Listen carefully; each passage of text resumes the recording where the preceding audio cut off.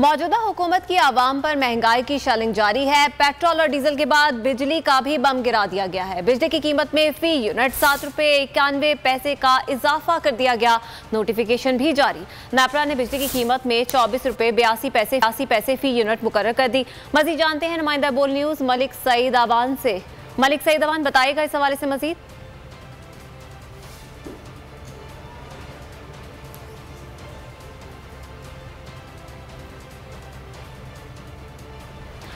मलिक सईद अवान बताएगा बिजली की कीमतों में कितना इजाफा किया गया है और अब फी यूनिट की कीमत क्या हो रही है?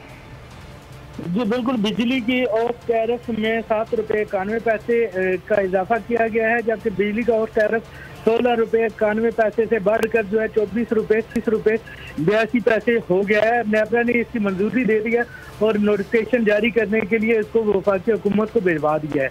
नेपरा ने फैसले को हतमी नोटिफिकेशन के लिए वफाकी हुकूमत को भिजवाया है। बिजली कंपनियों ने मल्टी एयर टैरिफ की मद में इजाफा मांगा था।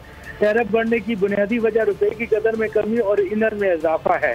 इसके अलावा नेपरा ने अपने फैसले में ये भी बताया कि डिस्काउंट की कुल रेवेन्यू का तखमीना 805 अरब रुपये मुतवक्किल है। कैपेसिटी लागत बशमूल NTDC और HVDC 1366 अरब रुपये का तखमीना है। तवानाई की खरीदारी की कीमत जो है 1152 अरब रुपये मुतवक्किल है।